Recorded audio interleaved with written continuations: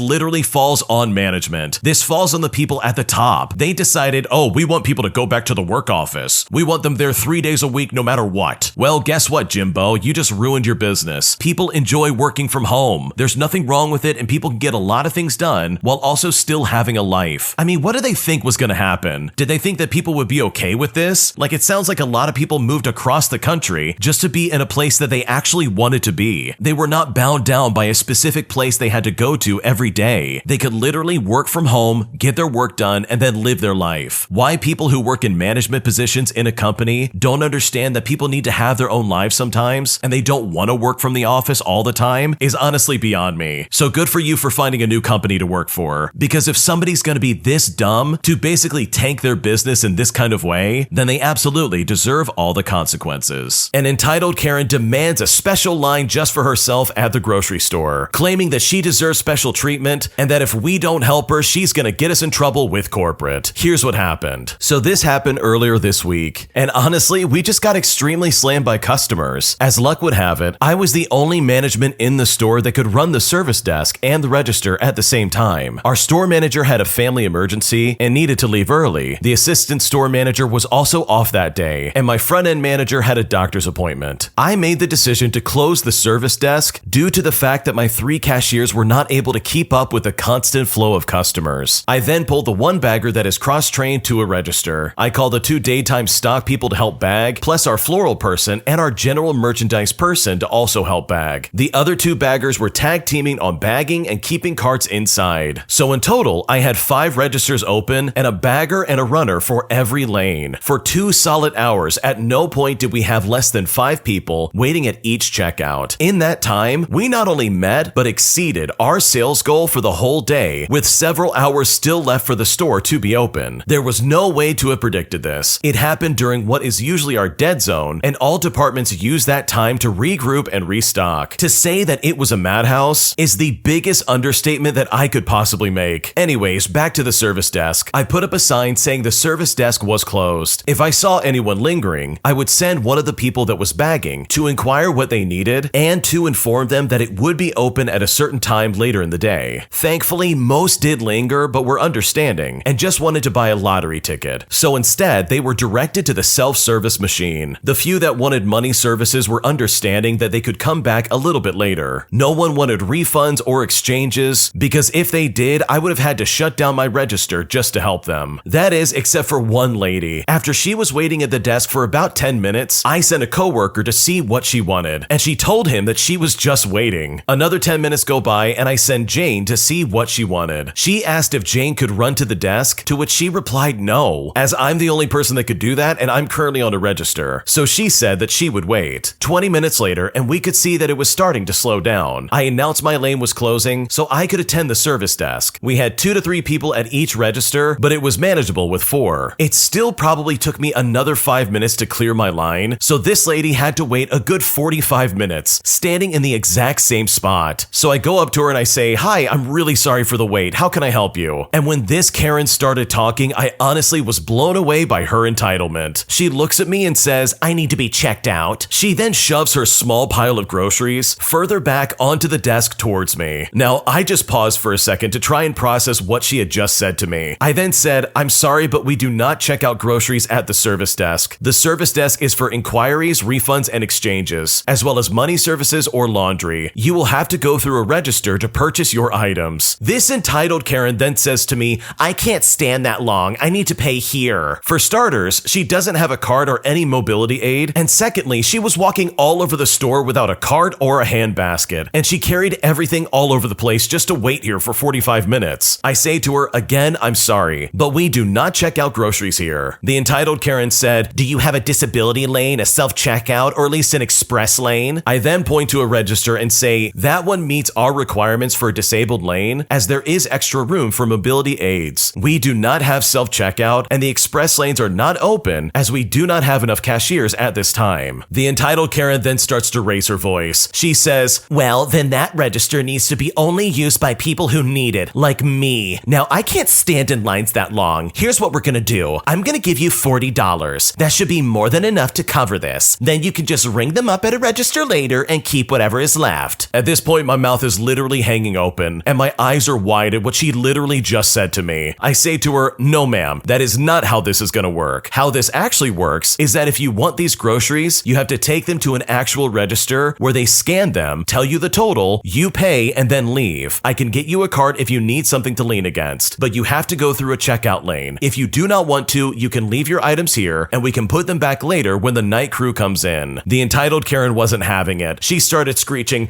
"I know my rights as a disabled person, and you have to make accommodations for me. Now just go over there and open that express lane and check me out." I say to her, "Ma'am, this store is ADA compliant with the auto open doors, a ramp at the entrance and the exit, disabled parking, we have 3 electric carts, and a wheelchair for customer use, along with a lane with extra room. The express lanes are not going to be opened, and they are actually shut down and would take about 20 minutes just to boot up." This Karen then says the magic words, "Get me a manager right now." I look at her and I say, "Well, as you can clearly see on my name tag, it says that I'm the shift manager. At this time, I'm the highest ranking manager in the store. If you wish to speak with another one, I will be glad to call produce or dairy for their manager. But they ultimately report to me in the absence of the actual store managers, so I'm not sure what good it will do you. Now, ma'am, this has wasted a good 15 minutes of my time. This means you have stood here for a good hour. None of the registers have more than 2 people at them at this time. In fact, our ADA compliant lane has 1 person. You can either join them or leave the items here." Now, at this point, I walked over to the phone that has been ringing nonstop for over 2 hours to deal with those unhappy customers. After I said all that, this lady finally went over to the register, where she complained loudly the entire time about the store, customer service, and how we did not accommodate disabled people. And unfortunately, this is not the end of the story. I had already sent out a group text message to the front-end management team, which included the store manager and the assistant. The assistant pulled the camera footage from that time, watched her walk all over the store just fine, and completely unaided, get in line for a few minutes, get out, wander back around the store, go to the desk, take a picture of the closed sign at the service desk, proceed to read 2 newspapers, and then throw them in the trash, and be at the service desk for 67 minutes. Then, finally, to a register where she checked out in 2 minutes and 12 seconds. The assistant husband also pulled our times and our average checkout for the day, and it was 2 minutes and 39 seconds, along with our hourly sales report. She was well prepared to go to corporate if the customer service was called. Eventually, customer service had a good laugh about the whole situation, but did say to try and use our express lanes when busy like that, but I refused to use them as they are only 15 items or less. People just ignore that and then things back up even further. But honestly, I'm so glad that nothing came of this, and hopefully we never have to deal with her ever again. Wow, that lady seriously was super entitled. Not only did she sit in the wrong lane for an hour, she then tried to claim that she was too disabled to wait in line for what, 2 minutes? I mean, from the sounds of it, the registers were going really fast. It's not like they weren't gonna get in and get out relatively quickly. It seems like this entitled Karen just wanted to be difficult and wanted to get some kind of special privilege simply because she was standing there the entire time. I mean, she literally stood there for 45 minutes. She could have gotten in and out in no time, but instead she wanted to try and cause problems and ask for a manager. So good for the original poster for putting this entitled Karen in their place. The way she was acting was super inappropriate, but the original poster handled it like a pro. If you like Am I the Jerk, you're probably going to love Am I the Genius. Check it out, link down below in the description. Also follow Am I the Jerk on Instagram and Twitter to see all the stories that couldn't make it into the videos. I am absolutely livid after my husband brought home a new puppy, even though I told him that we're not ready to have a dog and I'm afraid of the breed that he bought. And at this point, I seriously don't know what to do. So my husband and I have been married for 6 years now, and we moved to a new state last year for my job. I work about 60 hours per week, so my husband spends a lot of time on his own. He brought up getting a dog when we first moved to this new state, specifically a Doberman. He had a dog as a child, and his parents had to give it away. It's really important for him to have a dog as an adult. Initially, I was very much against it. I'm terrified of big dogs, and I'm not much of an animal person at all. Ultimately, I saw how important this was for him, and I asked him to hold off until we can rent or purchase a home. This way, the dog would have a backyard to play in, and there would be enough space in the house so that the dog and I wouldn't be on top of each other. He seemed to understand my reasoning and decided to buy a fish instead. Fast forward 1 year later, we live in a different apartment, and he tells me that he put down a deposit on a Doberman. Once again, I told him that I'm scared of big dogs. He responded that it's a puppy, and I won't be scared of it when it's an adult-sized dog because I'll see how it grows up. We had a big fight, and I told him our apartment is way too small for a Doberman, and to please hold off until we can either rent or buy a house once our current lease ends in June of 2024. Our apartment also doesn't allow Doberman breeds, but I found out from our property manager that he got a letter from a doctor saying he needs an emotional support animal even though he's never struggled with any mental illness. He told me that he did not need my consent or permission to get a dog, and that he's always wanted a dog, so he was just gonna get one. Since I seemed to get nowhere communicating verbally, I wrote him a letter expressing my feelings, and he told me that he'd reach out to the breeder to try and stop the purchase. I thought everything had been sorted out, and I was happy that he seemed to hear my concerns. Well, he went on a work trip on Tuesday, and when he returned on Wednesday, he had a dog with him. He did not tell me that he could not cancel his purchase. He did not tell me that he planned to bring the dog back with him, and now I feel utterly betrayed by his actions. I love this man so much, but I want a divorce because he has shown that he is self-serving, deceitful, and puts his own desires to have a Doberman above my fear of having them. At no point has he apologized or acknowledged how messed up his actions are, or even find a way to rehome the puppy. I feel horrible because he values this dog that he's had for 2 days over his marriage that he has with me. Am I overreacting in this situation? What should I do? I don't think you're overreacting in the slightest. Your husband breached a very serious boundary. He completely ignored you when it comes to having a dog in your home. And yes, you both do live there, so the fact that he's just completely ignoring your side of this is incredibly sketchy. Like, that is really not okay behavior. It's like he took the letter that you wrote and basically said, no, we're gonna ignore that. Instead, I'm just gonna get the dog and my wife is just gonna have to deal with it. I mean, you're afraid of big dogs, and you even laid out a plan of like, hey, let's wait until we have a house or we're renting a house or something like that. That way we can actually have the dog and we're not stuck in a small apartment dealing with the dog. Like, why couldn't there have been some kind of compromise for a smaller breed? You're obviously not in a place right now to have a dog of this size, and it seems like there's no agreement on having one in the first place. Like, seriously, your husband is being an absolute jerk right now. He completely ignored you and he just did this because he wanted it, without even considering how you feel in the first place. So overall, in my opinion, no, you have not overreacted. did. This guy completely crossed a boundary that you very clearly spelled out for him, and that, in my opinion, is completely unacceptable. Am I the jerk for ordering a giant steak against my mother-in-law's will? Here's what happened. So first and foremost, this is ridiculous, and I can't believe that I have to ask if I was the jerk in this situation. So I've been together with my husband for over 10 years, and we've been married for over 4. I don't have the best relationship with my mother-in-law, as she always seems to police what I eat. Everyone in my family has a fast metabolism. I also work with horses on a daily basis, so due to this, I burn a lot of calories. I'm talking like usually almost 3,000 a day. So usually I have very large meals to get my energy back, and I still remain very skinny. Now with that bit of context out of the way, let's get started with the event. My in-laws invited me and my husband for dinner last Friday. I was very busy back then, and I hadn't eaten since about 6 or 7 in the morning, and also didn't have a chance to get a snack before heading to the restaurant. So needless to say, I was very much starving. I mean, I usually have something to eat before seeing my mother-in-law anyways, just to avoid her making some kind of comment towards me. So because of this, I decided to order a large steak at the restaurant, and this is one that was meant for about 2 people. It also came with prawns, bacon, and 2 sides. It's also important to note that it was not the most expensive item on the menu, since some of my in-laws had significantly pricier dishes. Plus, we were all splitting the bill, so it should have been fine. My mother-in-law started making comments how I shouldn't be ordering what I can't eat, since even her husband wouldn't be able to finish the dish, let alone someone of my size. I smiled and said I haven't eaten since earlier in the morning, and I'm honestly really starving. If I don't finish the steak, I will take the leftovers home with me. Fast forward, and I have easily finished my steak, and I was waiting for my dessert. And that is right about when my mother-in-law flipped out. She said I'm just seeking attention, and I was putting on a show. She also said I have always made my father-in-law and brother-in-law feel very uneasy, and that a woman shouldn't eat that much, as she thinks that it's unhealthy and that something has to be wrong with me. She then demanded that my husband and I cover the entire bill, as she wasn't planning on such a big expenditure. I said we are absolutely not covering the entire bill, since it was meant to be split equally, while also reminding her that the dish she ordered was significantly more expensive compared to my steak. So as a result, I was called a jerk who has completely ruined the family dinner. My husband is on my side, but most of my in-laws are making very passive-aggressive posts on social media about it and keep sending me different articles of what might be causing excessive eating. So honestly, am I the jerk for ordering a giant steak against my mother-in-law's will? No, you're not the jerk here. Your mother-in-law's just being super weird. First of all, I honestly cannot stand when people act like this. You're just trying to eat your food, meanwhile your mother-in-law's trying to police what you eat. Like, I'm sorry, that's just super obnoxious. Like, just mind your own business and eat your own food. If this small petite lady wants to eat this giant steak and all these sides, well then let her. And the original poster even said, hey, if I don't finish it, I'm gonna take it home with me. Like, seriously, what's the big deal? And you know for a fact she only said those hateful things towards you and your husband because you literally proved her wrong. You, this tiny woman, suddenly said, okay, I can't finish the steak, how about you watch this? And then you clean that plate completely. Like, that's hilarious to me. And the fact that you showed her up is probably the only reason she's mouthing off to you and your husband. So no, you absolutely did nothing wrong. Your mother-in-law's a weirdo, and if anything, she's the one who seems to have a problem, and she's got nobody to blame except herself. An entitled customer gets really weird and freaks out on me after I suggest that he buys one of our products on Amazon simply because it would be cheaper. Here's what happened. So I used to work in a specialist running retailer where we sold running shoes, clothing, and accessories. What set us apart was that a lot of our staff were runners, and we really took our time with customers to make sure they got the right things. A lot of the time, we'd be talking people down from buying the most expensive shoes or jackets, or even the most expensive watch, just to help them with their running if they really didn't need it, or if it would be actively bad for them. For example, very expensive shoes that did not match their foot shape, so it would likely cause blisters. As you can imagine, this used to take a lot of people by surprise that we wouldn't just automatically sell them the wrong thing just to make more money. So we built a lot of trust and got a lot of repeat customers that way. Well, eventually the company grew, and we got taken over as the original boss sold up to enjoy their early retirement. I'm working in one of the shops one day, and a customer comes in asking for a really obscure accessory for a running watch. He knows what it is, but is only fairly sure it'll do what he wants it to do, and wants to see if we've got one, which is fair enough. I check and we don't, because it really is obscure. It's not even registered as a product on our system, and knowing how the special ordering system works for non-stock items is, I'd let him know that it will take about 2 weeks to get in, and if it doesn't work for him, he'll just be stuck with it. But Amazon has loads of them. He could probably get it by tomorrow. though, and they can sell it for a lot cheaper than we can buy it. Plus, there are tons of options for returns if he really wants to go that route. I say to him that it's the best option to go down that route, as it will be quicker, cheaper, and less risky for him that way. This is quite honestly the type of advice the company was built on. If there's a better way for the customer to do something, let them know exactly what it is. This guy's response was to almost well up in tears and anger, and then said to me the following: "So you're telling me that you won't order me one in? I just can't believe it. You guys have really gone downhill since you were taken over." And I just thought to myself, yeah, okay, buddy. Sorry for giving you the same sort of advice that has built the company's reputation for over 30 years. And that is the only time I actually laughed at the ridiculousness of someone else's comments right in front of their face. I am honestly really surprised that the customer got upset at this guy. Like, seriously, they're just trying to help him out. They literally are trying to help you save money, but you want to sit there and act like, wow, you're refusing me service. Like, no, they're not. They're literally trying to give you the best deal possible. Like, this guy really wants to pay extra on an accessory that they don't have when he could get it tomorrow on Amazon. Like, are you serious right now? I understand loyalty to a store that you really enjoy, but if you can get a better deal somewhere else and it's a lot cheaper, why would you not go that route? And look, I totally get it. Some people want to shop local, but you know what? Giving out advice to say, hey, it's going to be cheaper on Amazon, you should just go there. That is not the mark of a bad customer service situation. If anything, it shows that you care about the customer, and that's all the original poster was doing. They were literally just trying to help the customer out, and the fact that this guy had a problem with that is honestly mind-blowing. So I don't think he did anything wrong in this situation, and if anything, the customer is just being a giant weirdo. My friend complained to our boss about me, and now because of this betrayal, I no longer want to be friends with her at all. And at this point, I seriously don't know what to do. So I've known my friend Sarah for a while now. Sarah is not her real name. We met about 7 years ago when we both started working in the same industry, and we were friendly acquaintances for all that time. A few years ago, a job came up at my work, and I recommended Sarah to get that job. I told my bosses she would be a perfect fit, and then eventually she did end up getting that job. For the last 3 years or so, things have been great. Myself and Sarah are in a small team of 2 people, and we work really well together. I would comfortably say that we're friends as well as colleagues. I've met her husband, we buy each other birthday presents, and we talk and text about work and personal stuff all the time. That is until recently when we had a regular performance review with our boss. We have reviews every year, and our boss works in a different office, so he had to come to our location that day. I had mine before Sarah, and I told my boss that things were going great. Sarah had hers and didn't really mention how it went. Fast forward a few days, and my boss was back in our office for some reason and asked if I had a second just to have a chat. He said something had been raised in someone else's performance review and then suggested to me that I should change the way I do my job in several highly specific ways. He's not familiar with the workflows and processes that Sarah and I have, so it was very strange that he was suddenly suggesting changes in granular detail. When I asked him where this had come from, he said that it had come from Sarah, who had told him that the way I was doing my job was stressing her out. I was absolutely flabbergasted that she complained to our boss without raising this to me first. When I went back to my desk, I asked Sarah what she had told him, and she said she didn't mention my name, but did say that she was stressed. She was extremely defensive, and it was very awkward. Part of Sarah's personality is she complains constantly about her husband, her family, her in-laws, other people in our industry, people around the office she finds incompetent, random people she encounters, and random inconveniences in her life. I always accepted this as a personality quirk of a friend, but I feel like she's pivoted to complaining about me exactly the same way she complains about everyone else. I don't want anything to do with her after she went behind my back like this. After this happened, we both went back to work and kind of mutually pretended that nothing was wrong, just to try and get through the day. She even went back to complaining to me about things in her life, including her husband. This feels like a completely immature thing to say, but I just don't want to be friends with her anymore. I don't want to be an emotional sponge for her frequent problems when she has no issues at all with stabbing me in the back, all because she apparently felt stressed out. Is it too immature to tell her I want to be colleagues only from now on? I'm uncomfortable that I've told her a bunch of personal stuff about myself, and now she might just go tell everybody else. How do I even begin to navigate this situation? What should I do? Honestly, when it comes to this Sarah lady, I think it's time to go on an information diet. It's time to cut off the tap and say, you know what? No more. I'm not going to tell you anything else about myself because you're just going to use that as ammo against me. I mean, she went behind your back and complained to your boss. She basically got you in trouble without talking to you first. Like, her loyalties are clearly on display, and that is honestly so unfortunate. She literally threw you under the bus for no good reason, and all Also, that goes to show you that when you're around somebody who only ever complains about everything else around them, as well as someone who openly talks bad about people around you, then you can know for a fact that she's absolutely doing the same about you behind your back. People like Sarah in this situation are just terrible people. They are not real friends, and they are not the kind of people you want to open up to. So if I was in your shoes, I wouldn't explicitly say, hey, I don't want to be friends anymore, but I would absolutely slowly fade out of that situation, because you deserve much better friends than that. And this lady is only going to try and stab you in the back again if she has a chance. An entitled executive says some vulgar comments to the undercover CEO checking him in for his job interview. And before he even has a chance to try and backpedal the things that he said, this CEO confirms and guarantees that this guy is not getting the job. And I've never been happier to witness this kind of takedown. Here's what happened. So to start things out, I work in a reception area as an assistant to one of the vice presidents at a fairly large retail company. The reception suite is also the lobby area for two other VPs and the first of several places you go to get to the CEO. They were interviewing potential new executives for a high-ranking position yesterday, and I overhear pretty much all of their conversations. So I already knew ahead of time that internally they decided to hire one particular applicant and that this last interview was just a formality. The CEO does a lot of undercover boss work. She's known for putting on workers' clothes and going into our factories, or going to the call center and handling customer service complaints herself. Her face isn't on the website, she doesn't appear in promotional materials, plus she has a gender-neutral name, so she's really good at keeping it low-key. The new applicant came and tried to walk past the desk, even though it's set up in such a way where it's pretty obvious you need to check in first. I said to them, "Hi, excuse me, do you have an appointment?" And he just kind of grunted. I asked him his name, as well as who he was here to see, just so I could try and check him in. But he just said, "I'm expecting." But I kindly insisted to get his name and said something to the effect of, they'd like to get a heads up even before scheduled appointments to make sure all their ducks in a row in the interest of your valuable time. He then just rolls his eyes and gave me his name, and I realized he was the new executive they were likely hiring. He had worked just across the hall when hired, so I wasn't thrilled about that, but tried to keep a calm demeanor because we would have to get along. He would basically be my boss soon. Within a few seconds of sitting down, he said to me, "Well, are they coming? Or did you even tell them that I'm here?" I had paged the office phone. The person they were seeing was in a meeting that was running late, so I asked if he wanted some coffee or some water. He asked for a very elaborate coffee drink, but all we have are these coffee pods. But we're supposed to do whatever we can to avoid telling corporate visitors the word no, so I had someone go out to get his coffee from Starbucks. And you know what? I didn't even get a thank you when she returned with it for him. The guy is getting increasingly more hostile, asking when his meeting will start, accusing me of ruining the schedule, unplugging our lamp without asking so he couldn't charge his iPad, stuff like that. And that's when our CEO comes out. She says to me, "I can start my shift early. You go ahead and hop off." It isn't the first time she's come in pretending to be a receptionist. I deal with a lot of communications from people trying to get to the vice presidents, and she likes seeing how higher-ups within the company treat us lowly assistants. And honestly, she could not have come along at a better time. This guy snaps his fingers at her and shakes his empty coffee cup to signal that he wants a refill. He even has his feet on our coffee table. The CEO is seeing all of it, but I realize she doesn't know who the guy is or why he's here, so I think he'll probably end up hired anyways. As I start packing up, the guy begins to complain to her about his meeting running late and basically says, "I hope you're better at your job than she is." The CEO is immediately turned off by that behavior. She apologizes for the wait and asked him if there's anything that she can do to make this experience more pleasant. He says with a straight face, "Well, if you're really committed to excellent service, you could give me a quick foot rub." Although he didn't say foot rub, if you know what I mean. He then starts cackling in the grossest, most self-satisfied way, and it's right about then that she gets up and introduces herself, and the guy goes pale as a ghost. He starts trying to say, "You know what, that came out wrong," but she tells him nothing he says now can undo what he's already said, and that he'll have to wait for his meeting outside because the employees won't be subjected to that kind of treatment. Dumbstruck, he packs up and heads out. He's just down the corridor when the guy he's meeting with surfaces, and that's when I run to grab him. The CEO can't believe such a vulgar guy is meeting with someone so important, and then asks who he is. She recognizes the guy as the one who's been selected as a hire via the emails that she's received, and she goes, "No, oh no, that guy is a lawsuit waiting to happen. Besides, no one stupid enough to mistreat our secretary at a job interview is qualified for this work." The one he was meeting with didn't see any of the preceding events, so they were beyond confused. The scumbag from earlier knew that he sunk this interview, so he just sheepishly leaves. He doesn't even say anything. And honestly, this was a beautiful display, and one of the many reasons why I love our CEO. What that guy actually said is honestly insane, because trust me, he wasn't asking for a foot rub. This guy was being incredibly gross, and I cannot stand people like that. In my opinion, if you can't treat people right who work in customer service or who work at a front desk of some kind, then you are indeed a complete jerk, and there's no reason for you to get any kind of job or advantage in life. Like seriously, all this guy had to do was just sit there and not say anything. I mean, he could have just sat there on his phone and read the news, or checked his emails or something like that, but instead this guy seriously was barking around orders, as well as ordering coffee and being a complete weirdo to the CEO. Like that guy was a complete creep, and it's so good that the CEO saw that. I know I've been in positions where people act one way in the front desk, but then a completely different way once they get back to the person they're trying to meet with. It's almost like they turn off that side of their brain that's going to treat you like garbage, and suddenly they're the nicest people on planet Earth. So good for the original poster and the CEO for seeing this in person, as well as for the fact that this guy ran away with his tail between his legs, because the way he was acting was completely atrocious, and he had no right to treat anybody that way. If you like Am I the Jerk, you're probably going to love Am I the Genius. Check it out, link down below in the description. Also follow Am I the Jerk on Instagram and Twitter to see all the stories that couldn't make it into the videos. My friend asked me to keep an eye on her house while she went out of the country, only to then literally run into her in the city that we live in. And when I tried to text her or message her on any other kind of social media, I find out that she's completely blocked me. And at this point, I'm so confused and I seriously don't know what to do. So I want to start off by saying my head is completely spinning, as I am in the weirdest interpersonal situation I have ever encountered. A few years back, my friend, who we will call Carla, that's not her real name, told me that she was going on a month-long vacation to her home country and needed someone to tend to her apartment and water her plants. She said I was welcome to use the apartment as I pleased and stay there if I wanted to. I jumped at the opportunity, as she lives in a neighborhood of the city that I really like, and we're not best friends, but we are very close. After Carla left about 3 weeks ago, I sent her a couple of text messages to see how she was doing, as well as sending some silly proof of life photos of her plants. I didn't get any response. I was left undelivered. I thought to myself, okay, she is probably busy hanging out with friends and family back home. Then this morning, I'm walking down the street in the city, and who do I run into but Carla herself? And it's not like I saw her from across the street. We literally physically crossed paths as she was leaving a bagel shop with some guy. I was completely shocked, but just said, "Oh, hi, you're back already? I thought you were due back at the beginning of August." And she just very quickly blurted out, "Oh yeah, I was gonna text you. I'm back already. Let's catch up later." She side hugged me and then hurried off. Around an hour later, I sit down in the park to have lunch and I pull out my phone. I decided to just text her and say, "I hope everything's okay." And that's when I'm shocked to find out that she has blocked me on absolutely everything. In a panic, I tried to call her, but it literally went straight to voicemail. Mind you, I still have keys to Carla's apartment. I have no idea what to do, and I am in complete shock. My mind goes to the weirdest places. Is she in danger with this person that she's with? It seems unlikely, but who knows? I do not plan to return to the apartment, and I am going to find a way to leave the keys at the front desk. In the meantime, can anyone help me understand what in the world is going on? What should I do? Your friend Carla is clearly living some kind of double life. Chances are she probably didn't even leave the country. She probably had some like stay-at-home vacation and has been spending time with some other guy that she doesn't want anyone else to know about. Like she clearly was just looking for like a free house sitter so that she can run around and do some nefarious stuff behind her back. That's my running theory, at least. I mean, seriously, if she's back in town and you have keys to her apartment and you've been watching her apartment for what, almost a month at this point? Why would she then block you instead of saying, "Hey, I'm back, let me have my keys back"? Or at least having some kind of like, I don't know, conversation about what happened? Instead, she's just being weird and sketchy and very dismissive. Like she's just blocking you and ghosting you on everything. I mean, she's trusting you with her apartment and her plants and all of her belongings. Why on earth would she want to block someone who has that kind of access? Clearly, in my opinion, you saw something that she did not want anybody to see. And if you think about it, you saw her with another man. And that might be exactly what's going on. She probably doesn't want it to get out that she's with another man out of fear that she might be exposed in some kind of way. I don't know, that's just my theory. If you have a different theory, leave a comment down below. I would love to hear what you think about this. So honestly, it sounds like Carla's being super sketchy. And in my opinion, I would maybe just leave her keys as well as a note and explained to her that it was really rude for her to completely block you on everything when you've been trusted to try and help her out with her apartment. Because honestly, you were just trying to be nice and you were doing a favor for somebody that's not even that good of a friend. And based on the way she blocked you everywhere, I would be hard pressed to say she's even a friend in the first place. Am I the jerk for making my daughter cry after guilt tripping her because she couldn't help me when I needed it? Here's what happened. 2 days ago, I had a surgery to remove a skin cancer. The instructions were to keep the bandage on for 24 hours and to not lift anything for 2 weeks all the way up to a month. And if I do lift something, I risk busting my stitches. I asked my kids to help around the house, and they both said that they were too busy. One of them was going out of town, and the other said she had a project to do. I'm happy the one is getting to have some fun, and the other one I'm proud she's improving her life. But seriously, this sucks. I can't afford hiring someone to help me out, so I asked a man on our second date to go grocery shopping, just so I could feed the cat and get some milk, and thank God he was nice and didn't mind my messy house. I mean, I didn't realize I would be incapacitated like this, or I would have planned things a little bit better. The next day when I changed my bandage, the wound was bigger than I expected, and the ones that I had bought were way too small. I tried to use one, but it laid on top of my stitches. The pain was terrible, but I didn't have anything else, and it's on my shoulder blade, so it's incredibly difficult to get to. I needed help. I contacted my friends, but they were all too busy, so I reached out to my daughter, who said she was studying a new skill, and I explained to her that I was desperate for help. I couldn't see my back, and I didn't sleep much anyways, because every time I rolled over, I woke up from the pain. She said she could do it, but not until 10 or 11 o'clock that night, and she had another thing in an hour. So I called her. I thought I could pick her up quickly, run to the store, and get her back home for her thing that she had to do. If she was late, I figured people would forgive her because she was helping her mom, who literally could not do this for herself. She started crying because I was giving her a guilt trip and she just needed to breathe. Exacerbated, I eventually hung up. I ended up going to the pharmacy, and the nice pharmacist helped me out and put it on my back. And this was in the store where anyone could see it. It was weird asking a stranger and being exposed in public, but she was kind and said I could come back again to put a band-aid on the next day. Now, I did not know it would be so easy. I did feel terrible that my daughter cried, and I sent a text message apologizing to her, which she hasn't responded to yet. But I'm hurt. I don't often ask for help. I always bend over backwards, spend time and money, and do whatever I can for my kids. But this hurts a lot because I really wanted her to help me out versus a stranger I don't even know. I honestly don't know what to think. I've never wanted to emotionally manipulate my children. I don't even point out my hardships or how I've sacrificed for them, but I legitimately needed help. I was alone, sleep deprived, and in pain. Also, I was really hungry, but that's another story. So honestly, am I the jerk here? Is there something that I'm not seeing? Honestly, I don't know what to think of this, and I would like to take responsibility on my part and make amends if needed. What should I do? Honestly, I can see both sides of this. For starters, you definitely were in pain. You had a lot of things going on, and a lot of things were happening that you were not ready for. You didn't expect to not be able to lift anything after this surgery. Maybe you just weren't told that, and this completely skipped past your radar. So that in and of itself is completely understandable. But to really lean into that, it really seems like your poor planning suddenly becomes everybody else's emergency. And that's not fair for anybody, especially your daughter. Like, her excuse to not help you right away at the drop of a hat is completely reasonable. She is an adult after all. She doesn't have to wait on you hand and foot, and she didn't sign up to do that in the slightest. So I think it really was unfair to try and make your daughter cry in that way, despite the fact that you really needed help right then and there. I mean, you really should have set this up a lot sooner. So in my opinion, you're kind of the jerk in this situation. Your poor planning has put everybody in a weird spot. And honestly, this should have been worked out at least a week or two before the surgery was gonna happen. Am I the jerk for charging my pregnant cousin extra money for a new wedding dress after she told me about her pregnancy at the last possible minute? Here's what happened. I'm a 29-year-old female and I own a bridal shop. My cousin, by the name of Sarah, that's not her real name, is getting married in 2 months, and I designed and tailored her wedding dress as a gift. She also paid me for the materials. It will take another week to finish the dress, and I constantly update her on the status of her dress and asked her if she is happy at every stage and if she has any more ideas. She would make the odd comment, but never anything major. The dress in total took me about 4 months to make. Last weekend, my cousin and her fiance hosted a family dinner, and at the end, she announced that she was pregnant. At the dinner, I congratulated her and her fiance. She came to my store with my aunt that week for her final fitting. I again mentioned the pregnancy and asked how far along she was. And that's when she told me she was 12 weeks along and told me how hard it was to keep the pregnancy a secret. I told her the dress wouldn't fit her at the 20-week mark during the wedding, and she said she knew and asked me to retailor the dress to fit her new proportions as she would be showing heavily at the wedding. I told her that I can't do that due to the intricate beading that I will have to carefully remove and reattach. I told her she might as well get a new dress, as it would be easier for me to start from scratch, and essentially I was just making her a second wedding dress. She agreed, and then I gave her the invoice for a new dress. I gave her a breakdown, and I charged her for materials, tailoring, labor, and overtime, all of which already had a discount. I will have to work outside my hours to make her the new dress on time, as I have a busy schedule with existing clients that pay full price. I told her that if she had told me about her pregnancy from the second she found out, I might have been able to adjust the dress then, but now it's complete and I can't do that. She then said that her fiance wanted to keep it private, which I totally understand, but I would not have told anyone, and I only needed to know for the dress purposes itself. She then called me a jerk for not understanding where she's coming from and said she will only pay for materials, but I refused to back down, and I told her that this close to the wedding, she will struggle to finalize a new dress that she likes and get it tailored in time as she will be pregnant. I also refused to give her the dress sketch as it was my design and I didn't want her to replicate my work somewhere else. So she left angry, with her mom who called me later to say that her daughter is upset about not having a dress this close to the wedding and that I'm being cruel because this dress is not good for the baby. So am I the jerk in this situation? What should I do? You are absolutely not the jerk here in my opinion. Your cousin decided to keep this a secret, and as a result, she basically made all of your hard work completely useless. She set you behind 4 months of work, and now you've got to work off the clock just to try and make this thing happen for her. If she had literally just told you right when she got pregnant that, yeah, I'm pregnant and we need to change the dimensions of my wedding dress, you could have had more time to readjust things and not have to literally start from scratch. In my opinion, you are under no obligation to foot the bill for her stupidity. I mean, it sucks that it's gonna cost her money, but you know what? Actions have consequences. And the fact that she didn't tell you when she got pregnant is completely on her, not you. So good for you for standing up for yourself and not allowing her to push you around and try and make you do something you're not comfortable with. Because at the end of the day, she's the one that messed up. And if she really wants this wedding dress on time, she is absolutely going to have to pay. Am I the jerk for friend zoning a girl after finding out that she has a kid? Here's what happened. So I'm a 30-year-old male, and I've been trying to get back into the dating game after a recent divorce. My ex and I do not have any kids, and I've always been adamant that I never want children. And I've been saying this literally since I was a kid myself. Well, as you can guess, dating at 30 when you don't want kids isn't exactly easy, but I'm still drawing a line there personally. Well, on to the story. I have been casually seeing this girl for a few weeks now. We have never been intimate in person beyond kissing, but we have some very steamy text conversations, if you know what I mean. The other day, she and I decided to have a few drinks and a movie night at my place, but the real agenda was for us to finally have some time together, and she would then stay the night. The night is going well and everything is great, but out of nowhere, she just casually mentions that her kid's father was an absolute pain in the butt lately, and she is so glad she doesn't have to deal with him as a partner anymore. Naturally, I was a bit caught off guard. I asked her to clarify that she does indeed have a kid. She stated that she did, but didn't think it was relevant to us as we hadn't been seeing each other for very long. After she said this, I didn't quite know what to do. Of course, I could have continued with a plan for more time together, but that just felt dirty now. Not because she's a mother, but because I feel like I now have no interest in pursuing her seriously anymore. I shouldn't give her false hope by spending quality time with her, if you know what I mean. I didn't quite know how to handle the situation, so when the time came to go to bed, I just kind of pretended to be too tired to do anything, and I ended up just going to sleep. She seemed visibly disappointed, but I didn't know what else to do. Fast forward a couple of days, and we haven't spoken much since, aside from casual friendly chat over text messaging. Eventually, she sends me a voice message saying that she thinks I'm pretty awful for friend zoning her simply because she's a mother, that she has value beyond her children, and she deserves a real man who can love her and her children. The friend that introduced us to each other is fully on her side and being the same way towards me, despite knowing from our time as friends that I have never wanted kids. I guess I could have been upfront immediately that I think this is not going anywhere and ended the night the moment I found out, but I just felt so awkward about it. Am I the jerk in this situation? What should I do? Honestly, in my opinion, I don't think you're the jerk in this situation. She was not being upfront with you about how many kids she had, or with the fact in general that she had kids. Like, that's probably something you want to know in the early dates when going out with someone. That's a really important factor that you need to bring into the relationship. But this lady didn't do that. Instead, she waited until the two of you were basically making out to then drop the news that, hey, she has a former partner and she also has a kid. Now, having kids and dating is not a bad thing. Like, there's plenty of people who do that all the time all over the world. But withholding that information right when you're about to spend some time together and then dropping it on them all of a sudden is really unfair. And that's something she should have disclosed early on in the relationship. So no, you're not the jerk here. I think she wasn't being totally honest with you, and that fact alone is a massive red flag in my opinion. And I truly think that you dodged a train when it comes to this lady. An entitled body shop manager for a car company tries to swindle me out of money regarding my car accident, repairing my car without my permission, and then trying to force me to sign a liability release to the insurance company. But as a result, everything fell apart for this body shop manager as his boss eventually got fired and he ended up in jail for fraud and forgery. And I've never been happier to see karma take effect. Here's what happened. So this happened a while back. I decided to get a new car, and I found out the new models were coming in about 6 weeks, and I could wait that long, so I gave out the specs of what I wanted, cut a deal including my trade-in, and ordered a new car. Several weeks later, I was out driving, and some idiot blew a red light and T-boned me. My car wasn't drivable, so I just had it towed to the dealer, and then left town on a 2-week work assignment. When I got back, I went to the car dealer to talk about repairs to my car, and was shocked when they said it was all fixed. I asked how they could have done that without my authorization, and they told me that repairs have been authorized by the insurance adjuster for the company of the guy that hit me. I asked to see the car, and it looked good except for one big dent that wasn't repaired. I asked why they hadn't fixed it, and they said that the dent wasn't part of the accident. I said it was, but they disagreed. They then demanded that I sign a liability release for the insurance company, and I refused. They said I only had 2 choices: sign the liability release and take the car as is, or pay cash for the work that they had done. I refused, and they said I couldn't have my car. So I went home, got my spare key, went back to the dealer, drove my car off the lot, and went home. Just as I got home, I got a call from the dealer. I was expecting an angry body shop manager, but it was a cheerful salesman telling me that my new car had arrived. I drove back to the dealer, gave them the title of my old car, paid the difference, and drove my new car home. A week later, the body shop manager called me and said that they had been cruising my neighborhood looking for my old car, and sooner or later they would find it and tow it. He told me he had placed a mechanic's lien on the title, and I wouldn't be able to sell the car without paying him first. Meanwhile, the car is sitting on a used car lot. Eventually, the car sold, and when the buyer went to title it, he discovered that the dealership that sold him the car had a lien on the title, so he ended up suing the dealer. After that, the body shop manager called me and said, "Well, I guess you got us." He told me that the insurance company had issued them a check payable jointly to me and the dealer, and asked me to be a good guy and endorse the check and sign the liability release. I said to them, no. He then called me a jerk and said he would just sign the check and release himself. He told me, "The insurance company doesn't know what your signature looks like." Then he called me a jerk again. So I called the insurance company and I asked to speak directly to the fraud department. They connected me to some lawyer and I told him the full story. He got really interested at the part about the body shop manager saying he would forge my signature on the check. About a month later, an investigator came to my house and showed me a check and asked if it was my signature. I told him that no, it absolutely wasn't mine. So then he asked me if I could make a sworn statement to that effect, and I happily agreed. The body shop manager was fired and subsequently charged with insurance fraud and forgery. He claimed that his boss had forced him to do it and had witnesses to back him up. His boss got fired and the body shop manager got 180 days in jail. And you know what? It goes to show you that sometimes karma is very sweet. What an awesome story. This guy really thought he could forge your signature and try and get away with it? Like, seriously, that is insane to me. It seems like they honestly just wanted to take money out of your pocket, but they did this in the dumbest way possible. They literally just injured themselves, and the original poster just had to sit back and watch it happen. I mean, not only did they fail to get repair authorization from you specifically, but they knew they messed up and they just didn't care. care. I mean, the fact that they did that to your old car without your permission is nuts to me. If someone's gonna fix my car or do anything like that, they're definitely gonna ask me first, so I know exactly how much it's gonna cost. And you can obviously see now that they did that all on purpose ahead of time, just to try and throw the original poster off. But good for them for not budging in the slightest. These guys were incredibly shady, and they seriously had this coming from the get-go. If you like Am I the Jerk, you're probably going to love Am I the Genius. Check it out, link down below in the description. Also follow Am I the Jerk on Instagram and Twitter to see all the stories that couldn't make it into the videos. My fiance's baby daddy is setting a new boundary that is completely ridiculous, and I really feel like this is out of line and I now don't know what to do. Here's what happened. So I have known my fiance for most of my life. We were best friends from 4th grade all the way until 10th grade, and that's all the way up until she moved away. But despite that, we still kept in contact. Then she got pregnant in college by a boyfriend, but never married him. He, for the most part, is not really involved. She had primary custody, and he has their daughter for like 2 weeks out of the year, and this is per their custody agreement. But he has never used all 2 weeks in 1 year. He also lives several states away. They didn't work out, obviously, and they didn't last until she gave birth. Well, we started dating 2 years after the breakup and have now been together for almost 3. All was good until I popped the question, and she said yes. News got to her ex a few days later, which was yesterday, and he then sends us both a text message, basically with him setting a hard boundary of how his daughter cannot be alone with me for any reason because he doesn't know what kind of man I am, and he doesn't feel comfortable with her being around a complete stranger. Keep in mind, in the last 3 years, he has seen her less than a month's worth of time, can go weeks without calling, and rarely sends the court-ordered child support on time, if at all sometimes, or even the full amount. Whereas I've been providing for his daughter daily for over 4 years now, and this is before my fiance and I officially even started dating. They have lived with me for some time now as well, which he knew about and was fine with, so there really was no real issues. His daughter sees me more of a dad than him at this point. This text message came after several weeks of not contacting on his part, but now all of a sudden I can't be trusted, as if the last 4 to 5 years never happened. How is this in the best interest of his daughter? We have not responded yet, but I don't know how to go about doing this without going scorched earth on this guy. What should I do? Your fiance's baby daddy has no sway over your current relationship. Let's get this straight. He's not only not involved in this kid's upbringing, but he also can't even get child support on time to your family. He doesn't contact his daughter or even take the 2 weeks out of the year just to spend time with her, and he also has no positive influence in this kid's life. So the fact that all of a sudden he's coming around to be like, no, you can't be alone with my daughter, that in my opinion is completely hilarious, and if I was in your shoes, I would absolutely tell this guy to go kick some rocks. What he's demanding out of you is absolutely unreasonable. You cannot in good conscience be able to do that. And legitimately, if he doesn't like the fact that you're more of a father to this kid than he ever was, then he needs to go to court and change their custody agreement, because at the moment there's nothing that says you can't be around this kid. You're basically going to be her stepfather for the rest of her life, with this loser stepping in for maybe half a month, if that. And you know what? He's probably doing this because he's bitter. He's some small tiny man who couldn't step up and be a man and be there for his daughter. And so now suddenly when he sees someone else coming along, he wants to try and get between you and his daughter, who he practically abandoned and moved away from. So that's what I would do personally. I would tell him, or maybe have your fiance tell him, that if he wants to have the custody agreement altered in some kind of way, then they need to do it through the court system, because this request is out of line, and there's no way anybody, especially the man who is literally stepping in to be a father in this kid's life, can reasonably never be alone with this kid. Because let's face it, the original poster is twice the father and the man than this other ex will ever be, and his request is absolutely atrocious. If you're really unsure of how to handle this, or how this guy's gonna react to you basically saying, no, I'm not gonna do that, you could always speak to an attorney way before you ever respond to this guy, just to make sure all your ducks are in a row, because this guy sounds like an absolute weirdo, and I have a feeling that he would love to try and make this worse for you and your fiance. Today, I messed up by not listening to my roommate, resulting in me basically becoming homeless. Here's what happened. So long story short, last year I moved to a new country for work. Everything was going well, and I shared the company accommodation for the first 2 months with a few other colleagues. When the time came to move to a more permanent solution, a series of complications led me to move in with this woman by the name of Sarah. Sarah is not her real name. Sarah is what you would call a small town girl. She spent 29 years in the same small place, was very conservative and Catholic. She was a family woman, borderline obese, a heavy drinker, and a smoker. I think you get the point. Despite it being her first time living in a foreign country, she somehow managed the incredible feat of knowing everything. You see, a year of living with her made me realize that you could smell someone else's room, despite their door being completely shut. Don't get me wrong, I'm not perfect, I'm far from it, but I don't mess with hygiene. So I decided to cut my losses and move to a new place at the end of our lease. Nothing surprising, but it turned out to be where I messed up. 2 months before the end of the lease, she came back from work drunk and depressed. She went on a rant about her struggles, her lack of skills of holding a budget, spending all of her money on fast food, booze, and smokes, but I thought nothing of it. I thought it was just another rant. Fast forward to our last month, and I paid my last rent and the deposit for the new place I'm supposed to move into. And this was all at the beginning of the following month. In the meantime, Sarah had found her apartment and moved her stuff, which is a situation where all I can say is good for her. The day of her departure, the landlord came to get her keys, but it turned out Sarah hadn't paid her share of the rent and expected me to cover the entire rent and the fees to stay until the end of the month. I categorically refused to pick up her bill. I simply can't afford it, and she can't do it either. And this is when I had the misfortune of realizing that Sarah could have never afforded her move, or even just to pay her rent. After a few hours of arguing, I couldn't take it. According to our contractual agreement, I had to leave the apartment, even though I don't have any kind of support network where I live. I'm slowly drowning. I've lost all trust in people. I hate myself for believing that she would stay true to her own words and values. I learned my lesson, but honestly in the worst way possible. Yeah, this situation is completely awful. I can't imagine being in a foreign country and then finding out that your stupid flatmate wasn't paying their share of the rent. Like, seriously, are they insane? Why would they do that to you? They completely put you out and they put you in a horrible situation. And you know what? You're right. You don't have anybody in that country that you 100% know will bail you out of this situation. This is unfortunate and it's so unacceptable. This Sarah lady is a complete moron because her poor actions completely negatively affected you. And that's not fair in the slightest. You do not deserve that at all. So hopefully this situation can work out for you. Hopefully there's something you can do in the meantime so that you're not completely literally out on the street while waiting for your new apartment to be ready for you to move into. Because I can imagine this situation is incredibly stressful. And I know if I was in your shoes, I would be scrambling to figure things out before it's too late. My girlfriend of 3 years is convinced that I'm going to propose this weekend. And now I feel like I'm under a lot of stress and a lot of pressure. And at this point, I seriously don't know what to do. So first of all, my buddy and I have been day drinking. So I may be very much overthinking this and blowing it out of proportion, but I need to talk to someone. I'm 22 and she is 21. And our entire friend group is comprised of people our age who are already married. We're the only members of the group who are still in college. We have been to 3 weddings this summer, all of people who are the same age as us, who are either our friends or we went to school together. We are very much in love and have casually talked about the future, but I never thought much of it beyond planning. I have always valued stability and would like to be done with school and have a steady job before that even becomes a possibility. Both my buddy and his wife have been my best friends since junior high. When my girlfriend and I started dating, she and my buddy's then fiance almost immediately became best friends and tell each other literally everything. Today, me and my buddy were day drinking and fishing, just like any other 22-year-old Midwesterner on a Sunday afternoon. And out of nowhere, he said that his wife told me that my girlfriend was convinced I was proposing to her this weekend. And that would be 3 years since we officially started dating. I was taken off guard because we have talked multiple times about waiting to get married and all that until we have a more stable foundation under our feet. He went into detail about how they've apparently been talking about planning our wedding and everything. At first, I shrugged it off, thinking that this was nothing. But the more I thought about it, the more I realized how differently she's been acting the past few weeks. She's been much more touchy and physically affectionate than she usually is, and has been talking about the future and a house and kids and everything much more than she typically does. She's very much the type of person to have her head in the clouds, always idolizing the future as well as daydreaming about things of the sort. I even remember that while driving home a couple of weeks ago, she started talking about people that she would invite to a wedding and all that semantics. The more I thought about it, the more I thought back to the beginning of our relationship relationship. We moved very fast in the beginning stages of our relationship, going from being complete strangers to meeting each other's families and becoming physical in the span of about 3 weeks. We moved much faster than I was comfortable with back then, but being as this was my first actual relationship after high school, for the most part, I just kind of went with it. I am wondering now if I didn't make a mistake by not setting precedents and boundaries a lot earlier. We have a very good relationship, as we rarely argue and have similar goals and visions for the future. I often have to keep her grounded though, as I feel that we are adults now and she needs to think more like an adult and think more logically rather than daydreaming and thinking that things will just sort themselves out. I've just been mulling everything over all night and I have sent myself down a rabbit hole. Seemingly all of our friends are getting married, and in my opinion, we are all still very young. There is pressure on me from our family and friends to pop the question, but frankly, I don't feel like we're in a good position with money and everything right now because I've been putting myself through college and finding work whenever I can, and she's also in online school. I'm worried that she's going to be disappointed in me if I don't, and on top of that, I'm worried that she's going to start resenting me for not proposing because we are the only couple in our group that isn't married. I love this girl with all of my heart, and I do want to marry her someday, but I feel like it is way too soon. What should I do? Honestly, it kind of seems like your friends and your girlfriend are trying to set you up. Like, why would they just all of a sudden be like, hey, everybody's talking about you guys getting married soon. You're gonna propose next week, right? Like, that seems like a lot of pressure out of nowhere, and that really seems unfair, especially with the history you have with your girlfriend. You both agreed, hey, we're not gonna get married right away. We want to figure our stuff out, and then we'll get married. And it really doesn't sound like you're in a place to have all your stuff figured out. And honestly, I would not get married just because of peer pressure. That is such a horrible precedent to set. And if you really think people are pressuring you in this situation to get married literally because everybody else is getting married, then that, in my opinion, is a dumb decision. That is seriously such a stupid thing to do, and you would be making a horrible mistake to literally only get married because all of your current friends are married. That, in my opinion, is a terrible idea, and everybody else's situation should not be considered in your situation. Your friends, your family, your colleagues, literally anybody else around you, their opinion of your relationship and where it's going literally should not matter. This is between you and your girlfriend. Everybody else is just background noise. So hopefully you can come to some kind of consensus with your girlfriend specifically, and both of you can discuss your future together and figure out when is the best time to make this happen. Because that, in my opinion, is the best way to go about doing this when it comes to your future marriage. Today, I messed up by telling my friend of 10 years that I finally have feelings for her. But after she turned me down and told me that she doesn't want to be anything more than friends, I feel like I've completely ruined our friendship. And at this point, I seriously don't know what to do. So my friend and I met about 10 years ago from a mutual friends party. At the time, she had a boyfriend, and I was just starting a relationship. Somehow that night, we met, we clicked right away, and we formed a very good friendship. We would communicate often and would get together with our partners. I can say we've gotten pretty close throughout the years. During these 10 years we've been friends, we both have been through a few relationships, and we've always been there to console one another when things didn't work out for each other. I split from my last girlfriend about a year ago, and my friend had also just had a breakup, possibly a couple weeks before that. This past year, we have spent so much more time together than we ever have done before. Working out together, we have breakfast, lunch, and dinners together, going out for drinks or movies, or even just a weekend getaway. I never considered making a move since I truly enjoy the friendship we have, nor has she ever given me any signs of wanting to make a move. In the past, she made a comment when I was going through one of my breakups about how I deserve someone better than the girl I was dating at the time, and also said that she wouldn't date me because she wasn't good enough for me either. A few months ago, we were discussing future plans and what we were looking for in a partner, and we both basically said the same thing that we're looking for, and she jokingly said, "We're probably soulmates and we don't even know it." In the past 2 months, the idea of us being more than friends has crossed my mind so often that I've been contemplating telling her about it. Last month, she invited me as her +1 at one of her work events in New York, which took place 2 weeks ago. I decided to tell her what I was feeling when we were on a walk back to the hotel after an event. She told me that although we have such a great friendship and she believes we would give it our best to make it the best relationship, she only sees me as a friend and she doesn't want anything more than that. I told her I respect her decision and hope that this wouldn't change things between us. I made sure not to act weird or different the rest of the trip and kept things as they were, even though I was disappointed and ashamed inside. We returned back to our city earlier in the week, and honestly, we have not communicated much at all. I'm starting to think making my confession was a mistake, and I wish I could take that moment back. I fear that I may have possibly pushed a great friend away, and at this point, I seriously don't know what to do. Honestly, first and foremost, when it comes to mess up, this really is not that big of a deal. For starters, it doesn't seem like she completely hates you, which definitely could have been a possibility if you weren't careful. Like, this really could have blown up in your face in a really bad way. She very easily could have